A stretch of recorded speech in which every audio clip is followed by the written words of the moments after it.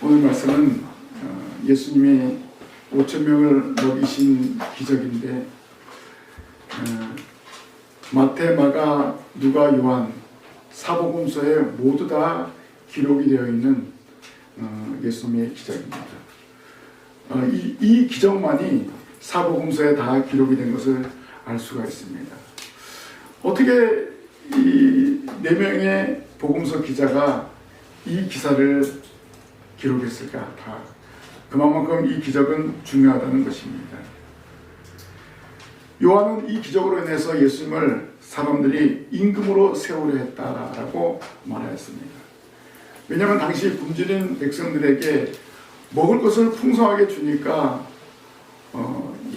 이 사람은 정말 왕이 되면 우리에게 더 많은 먹을 것을 주게 될 것이다, 이렇게 판단했기 때문에 그렇습니다. 그러나 예수님은 그 자리를 피하셨습니다. 예수님은 유대인의 왕으로 오신 것이 아니라 만왕의 왕으로 세상 죄를 지고 가고 하나님의 어린 양으로서 모든 사람의 죄를 속죄하기 위해서 오셨지, 어떤 유대의 왕으로 오신 것은 결코 아닙니다. 예수님이 세상에 오신 목적은 생명의 떡을 주시려고 이 땅에 오신 것이기 때문에 임금으로 세우려는 사람들에게서 떠나는 것을 알 수가 있습니다. 사람들은 육신의 배를 채운 것으로 만족해서 예수님을 자신들의 임금으로 세우려 했던 것입니다. 예수님이 오신 것은 그들의 어떤 육신적인 굶주림을 채우는 것이 아니라 바로 영적인 굶주림을 채우시기 위해서 오신 것입니다.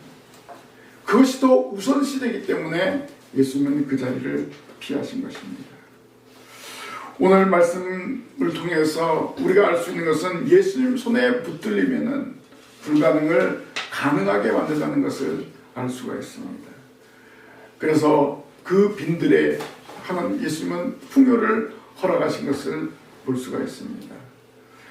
예수님의 이 풍요는 모든 사람의 영혼과 육체의 굶주림을 채워주신 것을 볼 수가 있습니다. 또 그들을 만족케 한 것을 알 수가 있습니다. 빈들에 모인 사람들로 하여금 풍요를 허락해 줬습니다.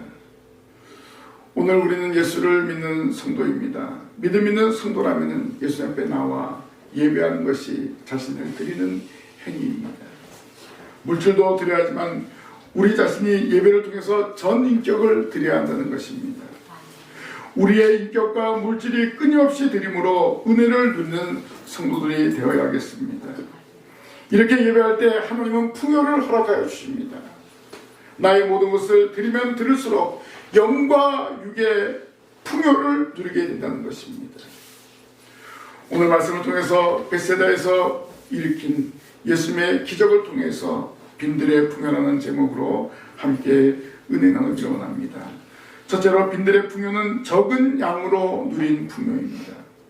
오늘 말씀의 배경은 예수님이 세례 요한의 순교로 인해서 잠시 피신이 필요했습니다.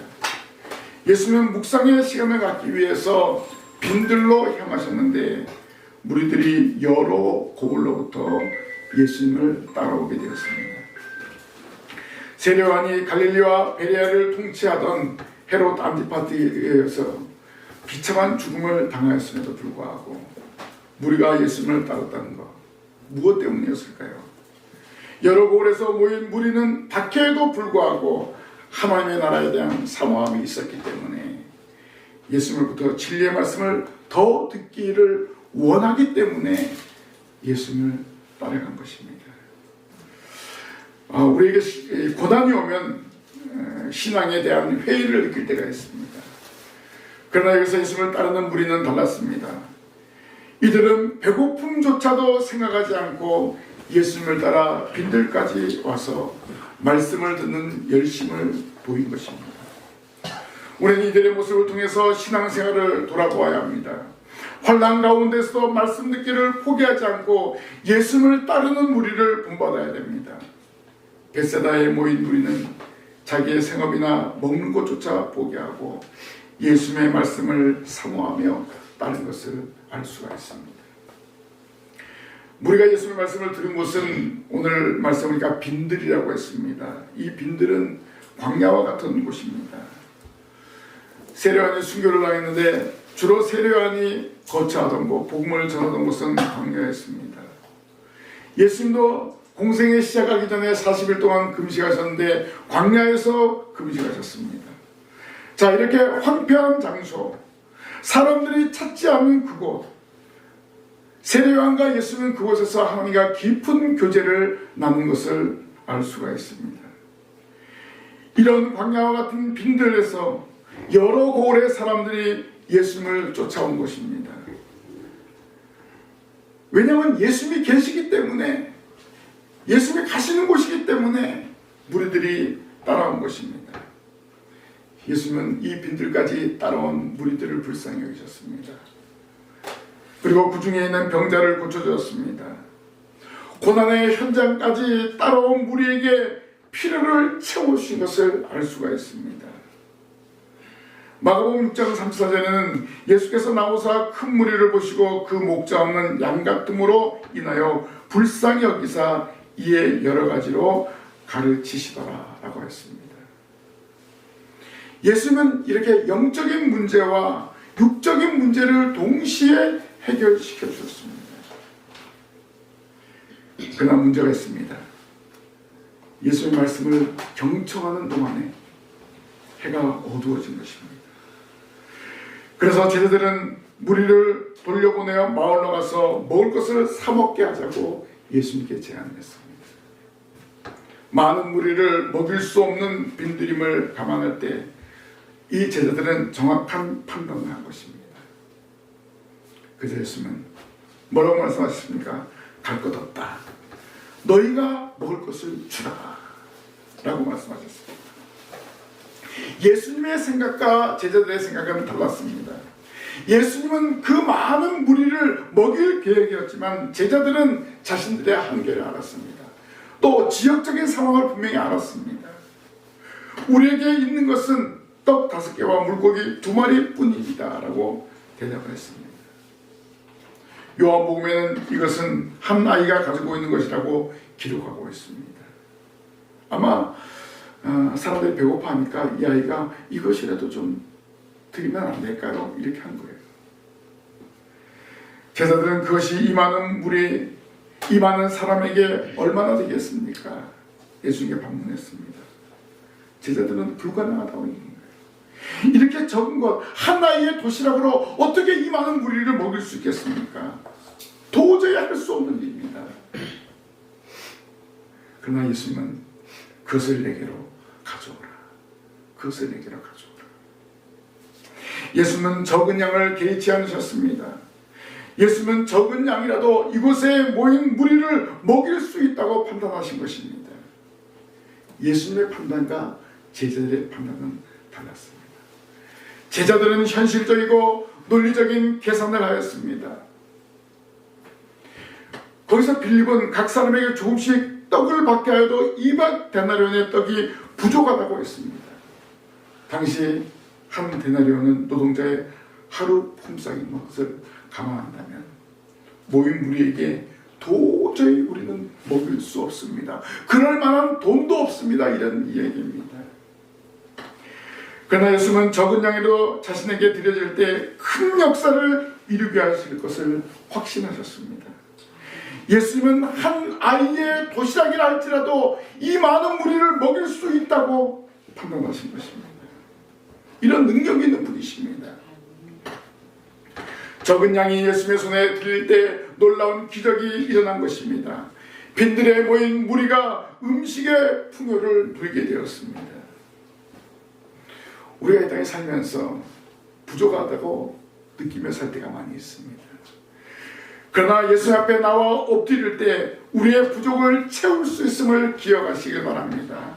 예수님을 믿음으로 나아가면 부족함이 없이 채워진 삶을 살아갈 수 있습니다. 내 안에 예수 그리스도의 말씀이 성령이 함께 하시기 때문에 예수 앞에 모든 것을 맡기기 때문에 우리의 부족이 채워지는 것입니다. 우리의 부족을 매 순간 예수 그리스도 앞에 고백하며 나아갈 때 풍성하게 채우시는 은혜를 체험하게 되는 것입니다. 빈들에 모인 사람들이 예수님으로 말미암아 적은 양의 도시락이었지만 그것으로 풍요를 누리게 되었다는 것입니다. 우리가 예배당에 나와서 말씀을 들을 때 영적인 풍요를 체험하게 될 줄로 믿습니다. 두 번째로 빈들의 풍요는 순종으로 누린 풍요입니다. 예수는 한 아이의 떡 5개와 물고기 2마리를 귀중하게 여기셨습니다. 어떻게 보면 이 아이의 도시락, 여기에 사실 떡 5개와 물고기 2마리 하니까 뭐 아주 어마어마하게 큰 떡이 아닙니다. 한 아이가 먹을 양입니다. 그러니까 상당히 적은 것입니다. 그러나 예수님은 그것을 가져오라고 명하셨습니다. 그리고 제자들에게 무리를 잔디에 앉게 하였습니다. 마가는 때로 100명씩 50명씩은, 누가는 때를 지어 50명씩 앉혔다고 했습니다. 예수님은 기적의 현장을 질서정연하게 만드신 것을 알 수가 있습니다. 먹을 것, 굶주린 백성들이 먹을 것으로 인해서 요동치지 않도록 50명씩 혹은 100명씩 때를 지어서 앉히게 했습니다. 사실 여자와 어린아이를 제외하고 5,000명이나 되는 무리였기 때문에 혹시 일어날 무질서를 미연에 방지하기 위해서였습니다. 그러니까 여자와 어린이를 뺀 5,000명이면 제가 볼 때는 그 이상이 몇 배가 되는 거예요. 그렇기 때문에 예수님은 질서정연하게 앉히게 한 것입니다. 왜냐하면 예수님의 사람을 심리를 너무나 잘 알고 있기 때문에 질서정연하게 무리를 앉게 하신 것입니다. 예수님은 모인 무리에게 인간적인 순종과 질서를 요구하신 것입니다. 모인 무리에게 최소한의 예절을 갖출 수 있게 한 것입니다. 막 배가 고픈데 떡이 왔다, 배가 고픈데 고기가 왔다, 난리 날 거예요. 그런데 예수님은 미연에 그것을 방지하고 제자들을 하여금 자리에 앉혀라. 그러자 제자들도 순종했고 거기에 모인 무리들도 순종하게 된 것입니다. 우리가 신앙을 지키는 가운데 순종과 질서가 필요하다는 것을 예수님이 알려주신 것입니다. 빈들에 모인 무리는 질서 있게 잔디에 앉았습니다.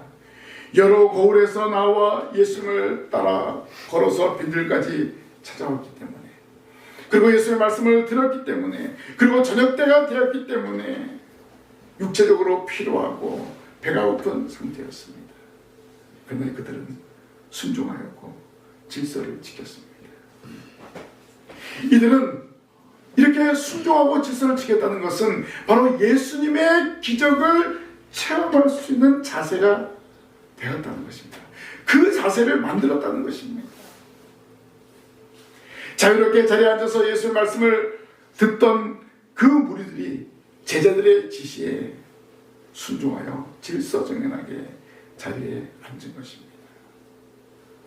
제자들과 빈들에 있는 무리는 예수의 말씀에 모두 다 순종을 하였습니다. 제자들의 말처럼 마을에 들어가서 먹을 것을 사 먹으려는 움직임이 없었습니다. 우리를 왜 이렇게 다시 모을까? 이제 밤이 되는데, 이제 집으로 돌아가야 되는데, 배도 고픈데 먹을 것도 먹어야 되는데, 이렇게 말하는 사람이 한 명도 없었습니다. 무리들은 예수님을 통해 일어날 놀라운 일들을 기적하면서 질서정연하게 자리에 앉은 것입니다. 예수는 한 아이가 드린 적은 양의 음식을 귀중하게 여기시고 질서정연하게 앉고 순종하는 그들에게 놀라운 기적을 체험하게 하신 것입니다. 우리가 예배당에 나와 예배할 때 하나님의 말씀에 대한 기대가 있어야 합니다. 말씀에 대한 기대와 준비된 마음에는 반드시 순종과 질서로 나타나게 되어 있습니다. 여러분, 매주일 예배당 올 때 이러한 기대가 있습니까? 여러분의 형편이 힘이 들어도 순종하며 질서를 지키며 예배할 때 하나님의 역사는 놀랍게 임하게 된다는 것입니다. 하나님은 순종과 질서를 기뻐하십니다. 그리고 순종함으로 여러분이 이 자리에 앉아있는 것을 귀중히 여기십니다. 오늘 거룩한 주일을 지키라는 그 말씀에 순종함으로 이 자리에 나온 줄로 믿습니다. 순종하며 예배할 때 영적인 풍요를 누리게 될 줄로 믿습니다. 빈들에 모인 무리는 제자들의 말에 순종하고 예수의 말씀에 순종하였을 때 그들은 빈들에서 풍요를 누리게 되었다는 것입니다. 마지막으로 빈들의 풍요는 남음이 있는 풍요였습니다. 예수님은 무리를 앉힌 후에 어떻게 보면 무리들이 순종하면서 질서정연하게 50명씩 100명씩 앉은 것을 보고 하늘로 보러 축사를 하셨습니다. 하늘은 하나님이 거하시는 곳을 상징합니다. 예수님은 자신의 손을 든 것은 모든 기적을 많은 사람들이 깨닫도록 하기 위한 것입니다. 하나님께서 역사하신 것을 거기에 모인 무리들로 하여금 알게 하기 위한 것이었습니다. 하나님이 역사하신다. 하나님이 함께 하신다. 그리고 복을 주시는 분 하나님이시다. 하나님의 나라가 있다는 사실을 분명하게 증거하기 위해서입니다. 예수님은 하나님의 독생자로 세상에 오셨습니다. 그래서 예수님도 질서정연하게 하나님께 간구하는 거예요. 모든 영광을 하나님 아버지께 돌리는 그러한 행위였습니다. 천지만물을 창조하신 하나님은 무에서 유로 창조하셨습니다. 그렇다면 예수님의 손에 들린 떡 5개와 물고기 2마리로 빈들에 모인 무리를 먹일 수 있는 것은 너무나 쉬운 일입니다. 예수님은 이것을 아시기 때문에 하나님 앞에 축사한 것입니다. 우리도 끊임없이 하나님의 도우심을 구해야 합니다. 그 행위가 바로 기도입니다. 우리가 직접 구할 수 없기 때문에 예수님의 이름으로 기도하는 것입니다. 우리의 영원한 중보자이신 예수님을 통해서 하나님 아버지께 기도하는 것입니다. 예수님도 하나님께 부탁한 거예요. 하늘을 우러러 축사하신 거예요. 예수님도 그렇게 하셨는데 왜 우리는 못하는 말이에요? 하나님은 우리가 기도하는 것을 기뻐하시고 그 기도에 대한 응답으로 매 순간 응답의 복을 내려주십니다. 예수님이 축사하신 후에 떡을 떼어 제자들에게 주고 또 제자들은 무리에게 나누어 주었습니다. 분명히 떡 5개와 물고기 2마리인데 어떤 역사가 났습니까? 50명이 앉았는데 나눴는데 그 50명이 다 먹었어요. 또 이쪽 50명 다 먹었어요. 이게 이상하다. 계속해서 떡이 나오고 계속해서 물고기 나오는 거예요. 거기에 있는 무리들이 다 받아먹은 다음에 그 물고기와 그 떡이 끝난 거예요. 빈들에 모인 무리가 다 배불리 먹었습니다. 아이의 도시락, 그 아이의 도시락으로 배불리 먹었다. 이거 놀라운 기적이 아닙니까? 예수님으로부터 영혼의 양식과 육신의 양식을 동시에 먹게 된 것입니다. 바로 예수님은 우리의 영육의 양식을 채워주시는 분임을 분명하게 선포하는 것을 알 수가 있습니다. 그렇다면 오늘 이 시간도 마찬가지입니다. 예수 앞에 나오면 영혼의 문제, 육신의 문제가 해결될 줄로 믿습니다. 작은 양을 무리에게 나눠줬습니다. 그런데 빈들에 모인 무리가 모두 다 먹었다는 것입니다. 그것도 배불리 먹었습니다. 그리고 남은 조각을 다 거두었는데 아니 얼마나 배가 불러서 먹다가 그냥 흘린 거야. 막 흘리고 떨어뜨리고 하나라도 버릴 것이 없다. 다 모아라. 전부 모았습니다. 12바구니에 가득 찼다는 것입니다. 12바구니. 모두가 다 배불리 먹고 12바구니나. 빈들의 풍요는 남음이 있는 역사였습니다. 처음 나눠준 그 양보다 10배가 넘는 그런 양이었습니다. 예수님의 손에 붙들린 떡과 물고기는 먹고도 남는 역사가 일어났고, 처음 양보다 상상할 수 없는 양이 남게 되었다는 것입니다. 아마 음식을 나눠주는 제자들도 깜짝 놀랐을 것입니다. 또 배불리 먹고 그 음식이 남은 것을 본 무리도 눈으로 보고도 믿기지 않는 일을 목격하게 된 것입니다. 예수님을 믿고 음식을 기다린 제자들과 무리에게 놀라운 일을 체험하게 하였습니다. 한 아이의 도시락이지만 먹고도 남는 역사가 있다는 것을 알려준 것입니다. 예수 앞에 드릴 때 이런 나눔의 역사가 일어나는 거예요. 믿음으로 순종할 때 이런 나눔의 역사가 일어나게 될 줄로 믿습니다. 빈들에서 풍성하게 먹고 남는 역사를 경험하게 되었다는 것입니다. 예수님은 단지 무리에게 떡을 먹이기 위해서 이런 이적을 행하신 것일까요? 이 이적을 보인 것은 적은 것이라도 예수님 손에 붙들리면 상상할 수 없는 놀라운 양이 될 것이라는 것을 알려주신 것입니다. 이것을 통해서 우리는 예수님 앞에 적은 것이라도 드릴 수 있는 성도가 되어야 한다는 것입니다. 예수는 한 아이의 떡 5개와 물고기 2마리를 기뻐하셨습니다. 이렇게 작은 양으로 5,000명을 먹이고 12광주리가 남는 역사가 일어났습니다. 그리고 이 이적을 통해서 예수님은 생명의 떡이심을 선포하셨습니다. 요한은 예수께서 행하신 이 표적을 보고 말하되 이는 참으로 세상에 오실 그 선지라 하더라라고 했습니다. 더 중요한 것은 예수님 자신이 나는 생명의 떡이니 내게 온 자는 결코 줄이지 아니할 터이요 나를 믿는 자는 영원히 목마르지 아니하리라 라고 말씀하셨습니다. 예수님 스스로 하늘에서 내려온 떡이라고 말씀하셨습니다. 단순히 육신의 배를 채우는 그 떡이 아니라 영생하게 하는 떡으로 오셨음을 증거하신 것입니다. 자, 이렇게 예수님을 따르는 자들에게 영생하는 떡을 먹게 하셨고 또 육신의 배를 채우게 하는 그 떡을 먹게 하신 것을 볼 수가 있습니다. 결국 주님은 이 땅에 오셔서 하나님의 택한 백성들에게 영적인 풍요를 누리게 한 거예요. 그 떡을 먹고도 남음이 있는 역사를 허락하여 주신 것을 알 수가 있습니다. 그럼 오늘 이 시대의 떡은 무엇일까요? 매주일 선포되는 하나님의 말씀입니다. 이 말씀을 여러분이 잘 받아먹을 때 하나님의 복을 누리게 되는 것입니다.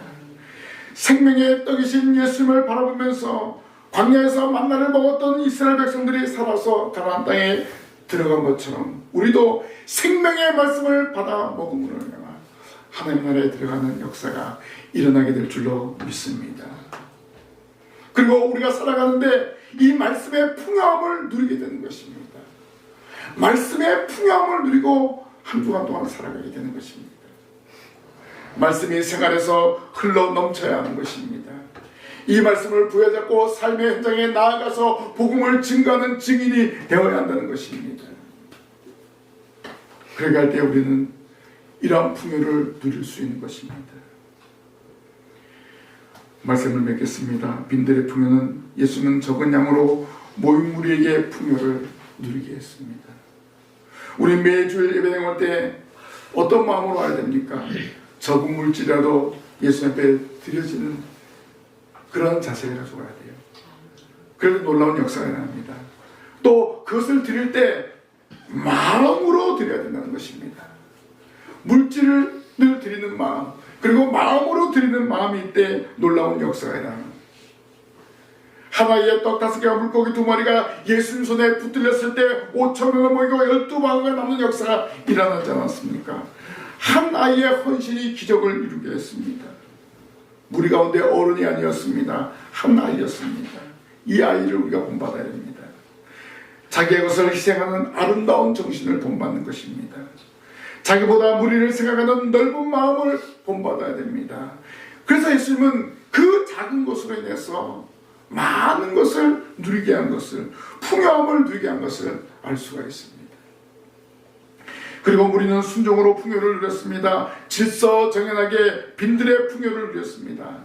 예수의 말씀에 귀를 기울이고 질서 있게 자리 잡아서 질서 있게 앉아서 기적을 체험했습니다. 그리고 배불리 먹고 남은 것을 질서 있게 모았습니다. 그 기적을 모든 사람이 함께 공유한 것입니다. 야, 우리가 먹고도 12방주리가 남았다. 이거 정말 놀라운 일 아닌가. 이렇게 빈들의 풍요를 모든 사람들이 공유하게 된 것입니다. 성도 여러분, 오늘 이 말씀을 통해서 깨닫고 진심으로 예수님 앞에 드리는 성도들이 되시길 바랍니다. 예수님 앞에 붙들려서 사명을 감당하시기를 바랍니다. 여러분의 물질과 시간의 주인이 하나님이십니다. 그 주인의 스승에 합당하게 가져오시길 바랍니다. 여러분이 먹으면 물고기 2마리와 떡 5개지만 하나님 앞에 드려지면 5,000명을 먹여도 남는 역사가 일어나게 된다는 것입니다. 이렇게 하나님 앞에 여러분이 작은 헌신, 작은 물질을 하나님 앞에 드릴 때 하나님은 여러분에게 놀라운 것으로 채워주십니다. 그리고 놀라운 풍요를 누리게 될 것입니다. 나한 사람이 하나님 앞에 드림으로 신방교회와 성도들과 여러분의 삶의 현장이 풍요를 누리는 놀라운 역사가 일어나게 될 줄로 믿습니다. 여러분의 삶에서 이런 풍요를 누리는 그런 역사가 일어나기를 주님의 이름으로 간절히 부탁을 드립니다. 기도하겠습니다. 하나님 아버지, 은혜를 진심으로 감사드립니다. 우리 주님 앞에 붙들릴 때 작은 것이지만 상상할 수 없는 양이 되어진 그 놀라운 기적을 오늘 말씀을 통해서 기억했습니다. 저희들도 하나님 앞에 가장 작은 것을 드릴지라도 마음으로 드리게 하시고 그 드림으로 말미암아서 풍요를 누릴 수 있도록 인도하여 주시옵소서. 주의 말씀에 풍요를 누리게 하시고 그 말씀으로 인해 세상에 나아가 예수 그리스도를 증거하는 증인의 사명을 감당할 수 있도록 인도하여 주시옵소서. 저희가 누린 풍요를 또 다른 사람에게 누려서 하늘나라의 주인공으로 만들게 하여 주옵소서.